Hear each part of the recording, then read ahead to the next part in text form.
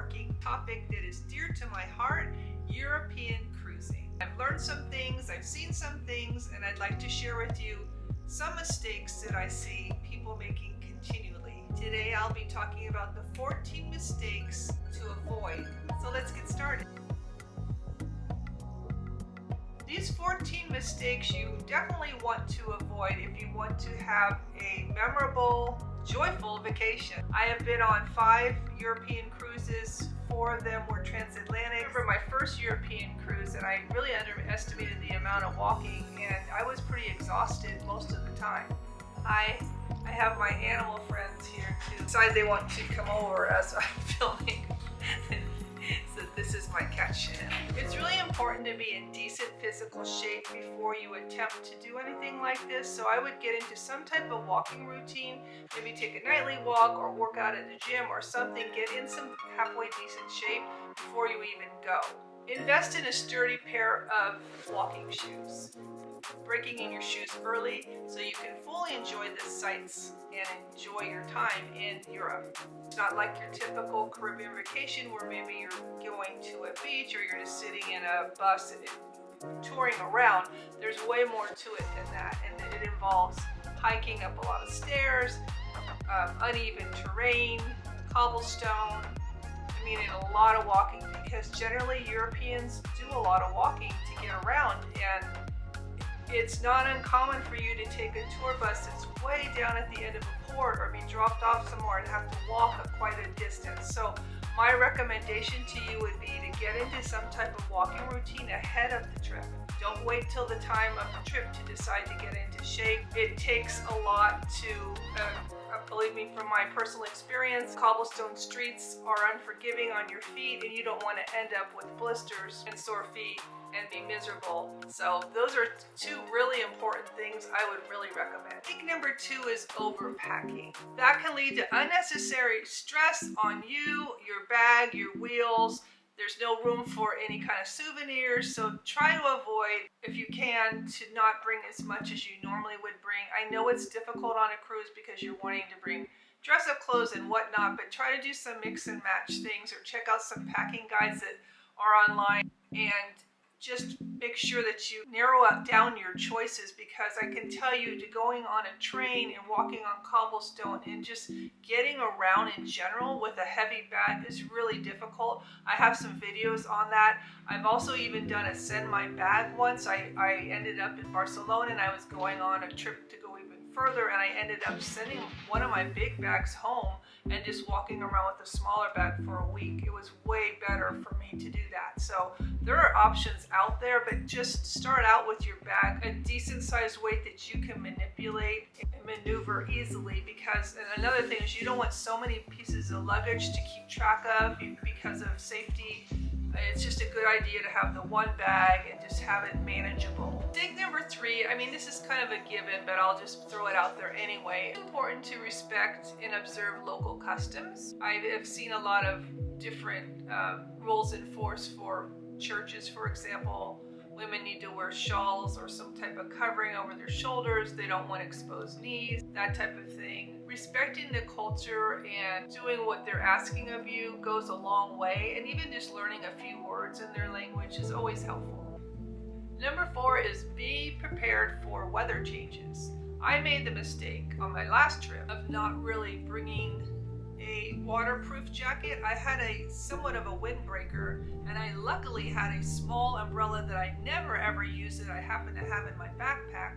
But luckily I brought that because there was a weather front that was coming through, and it rained a lot of days, and if I didn't have that, I would have had to buy another umbrella or a rain poncho or something like that. Be ready for anything, bring layers, because sometimes it's cooler than you think or hotter than you think. Just be ready for anything. Number 5 is not carrying cash for incidental. Generally, you can get euros at the guest services desk the night before you're leaving. Say $100 is good to go, and maybe try to get some small bill. You can sometimes even, I've been on ships where they've had an ATM by the casino that released euros.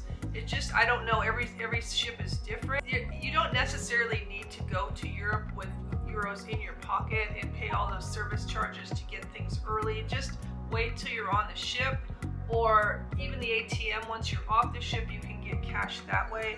But it's a good idea to have cash, because sometimes taxis will only take cash, or buses want exact change or cash. And I found myself even in a metro station where I normally would use my credit card. But what happened was the machine was broken and they only took cash. So luckily I had some cash. So you just never know what you're going to run up against. An ATM card, a debit card, the credit card, that's fine, but still have a little bit of cash. And then also maybe for tipping your shore excursion person, always good to have some cash on hand. Number 6 is finding a balance in the excursions. It gets to be a lot when, for example, I was on a cruise last September. I think we did 8 or 9 stops. We had maybe 2 days at sea, so we were going all the time. And when you're on a long shore excursion day after day, and you're early morning up and you're staying up late, it gets to be really tiring. It's like a marathon, and the ship is almost secondary to everything you're doing. So my recommendation would be balance out your shore excursions. If there's some ports that maybe aren't that exciting, or maybe you don't really care about them, there's always a couple in there. Just do a self-guided exploration. Do a hop-on, hop-off bus, or just go walk around on your own. It takes the stress out of the shore excursion where you're on a bus rolling around with a bunch of people all the time. It's just a nice balance to have that opportunity to go out, talk to some locals, see what's going on, maybe buy some souvenirs, and just take it more leisurely. It's really nice to have a balance of that. Try to see everything. You're just going to end up being exhausted, and then you won't even be enjoying yourself. So try to do that. Allow yourself some local time to immerse yourself in the culture of wherever you are without that back-to-back, see everything kind of racing around mentality. Sometimes you just will run into some hidden gems and you surprise yourself. So take my advice and do that. I see so many people coming back from shore excursions, they don't even make dinner. They're just way too tired. Number 7 is people don't optimize their tendering experience, meaning that you should get up early and be ready to go. Generally, the way it works is the people on a shore excursion get to tender first. And tendering is about the ship being parked way away from the shore, and you have to take a shuttle, a water taxi type thing, but larger, to the shore. I know if you have a shore excursion in your tendering, you generally get off first anyway, because shore excursions will go first. But after that, you will usually be collecting a ticket somewhere, and then they'll call your number based on whatever number you have. Based on that, you go on to the tender. So it's all done by number and by first come, first serve. So if you wait till like 11 or 12 in the afternoon, everybody else is doing that also. So you'll have to wait a lot longer. And then what happens is that you're waiting all this time and you're wasting time. And by the time you get to the shore, everybody else gets there at the same time, and then it's just very busy and congested and crazy. So if you get up first thing, have breakfast, get your ticket, organize your party, and then go right away, you'll have a better time because there's less people in port. It's just you can get things done and go look around and see what you have to see, and sometimes be back on the ship, and then you can enjoy the rest of the day on the ship. So the tendering can be a whole other excursion in itself. Even on the other end, waiting to come back, you can wait as long as 1 or 2 hours to get back on. So depending on how you time it, I wouldn't wait till the last second returning or later to go out of the ship. Just try to get out first thing in the morning and try to come in before the call time. Mistake number 8 is having realistic expectations about what you really will be seeing in a city. Seeing so many people try to attempt Rome in a day, which is really nearly impossible with the traffic and the craziness of that city and everything blocked off and this and that. So honestly, if you pick 1 or 2 things you might want to see, and then do the best you can to see those. If you're doing that on your own, or if you're on a tour, just know that that one tour will probably be it for your day. You're not going to be able to do other things after. And a lot of times these tours, it's very quickly timed. And what happens is you may only have 45 minutes or an hour to shop, not this whole afternoon that you might think you have. So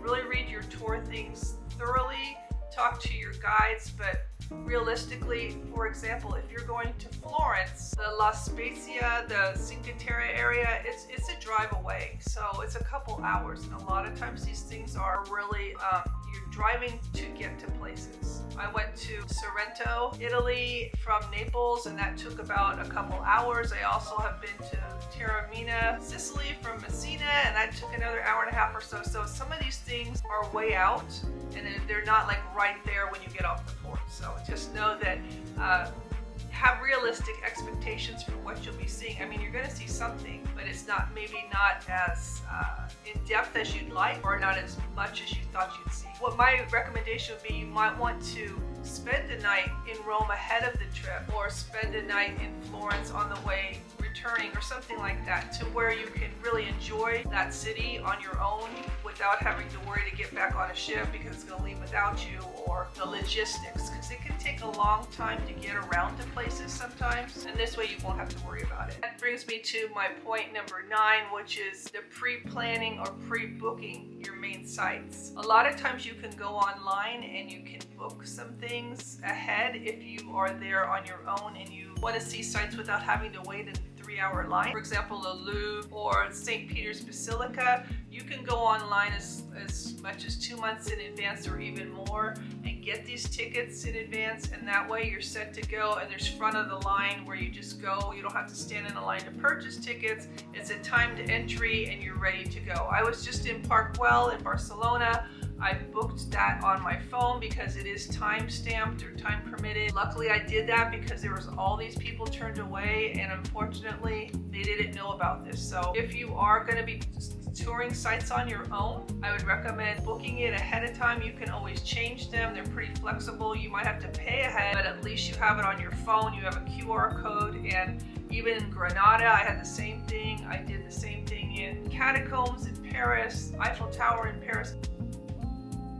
All those things you can get online, so do check that out ahead of getting somewhere. Now if you're on a tour which covers that, you don't need to worry about that, but sometimes people like to go see things on their own and they're disappointed because they can't just walk right in. It's very, very busy these days when people travel, especially in the summer months, so I would really do your research ahead of time. So again, I guess what I'm trying to say is take advantage of online booking. Secure spots, skip the line, and make the most of the time in your destination. Number 10 mistake, if you can avoid it, and if you can possibly do this, don't make the mistake of not arriving early to your destination. The reason being, from what I was just talking about, to see the sites in Rome or wherever else you may be, takes a little bit more than an 8-hour tour. So you might want to think about coming in a couple days early, getting used to the time change, getting used to the money, getting used to just everything, honestly. And just that way you're able to relax and board your ship and not be exhausted, because I have seen people come in from red eyes and they are just completely exhausted. They get on the ship at 3 o'clock, they go straight to bed, and they don't even enjoy the sail away or any of the food or anything because they're so exhausted, and it takes them probably, and then I hear they're sleeping till 2 in the afternoon the next day. So, you know, if you're on a ship, you want to enjoy it, you want to be part of that, you don't want to just be tucked away in your room. And for example, in Rome, Civitavecchia is a good hour and a half away. How are you going to get there? Are you going to take the bus from the airport on the shuttle from the cruise ship? Are you going to stay in that local area, or are you going to take a train into Civitavecchia and then stay at a hotel there and then just hop the train bus to the port? It's, you know, there's all these different options, so check out that. Feel much more rested, on top of your game if you go a few nights early. Another thing I'd like to say for mistake number 11, a lot of people don't grant themselves a day off. Say you've been going and don't want to miss things, and you're just, you know, this is a once in a lifetime opportunity and you're getting tired. It's okay to take the day off. Sometimes it's fun to be on the ship. They have spa specials where you can get a massage. You probably will need one at that point. And it's a lot of times the ship is empty. It's a nice time to just hang out and maybe catch some sun if the weather's nice, and don't even worry about missing a day, because you can only do so much and you want to be rested for the next thing. I really try to pace myself that way. I don't want to overdo it. I generally take a couple days off. So far I have taken Rome off 2 times out of 3 because I just knew I wouldn't be able to do what I wanted to do and it wouldn't do it justice. And all the commotion and the chaos, I just wasn't looking forward to that. I much prefer rather sitting in a lounge chair or the solarium or somewhere just enjoying my time, quiet, peaceful way of the day. That's always really desirable, so don't feel bad about it. It's serene, it's perfect for relaxation, and it gives you a minute to recharge. Here's number 12. This is not keeping your belongings safe when you are out and about. Unfortunately, I had a situation. Something I needed to say is, like, on the way to the cruise terminal, there's all these chairs that are out for you to sit down at. So it's a long walk, and we decided to sit down. My husband had a black backpack and he put it to the side of his self, not holding on to it. I never release anything. I'm always holding on to it. Even as I'm talking right now, I hold on to my bags as I know you have to be careful. Well, as we're sitting here and he was distracted with his shoe, someone came from behind him on one of those rented bikes and just took his bag and just kept going. And they just glided through. And then we tried to run after them, but my husband couldn't do it. It's just too bad. Luckily, he didn't have anything valuable. He had most of his things on his person in a money belt and that type of thing, but he did lose a hat and a couple other personal items in his backpack.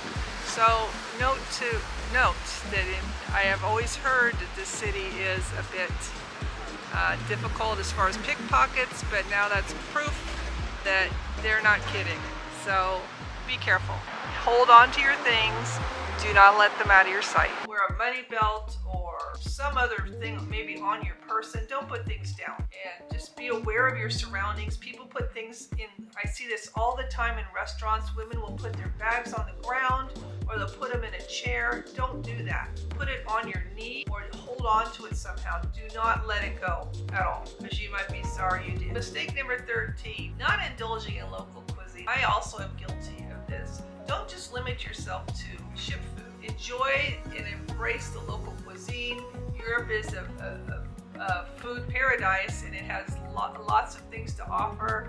Try some bakery items, some espresso, a gelato, a pizza, something.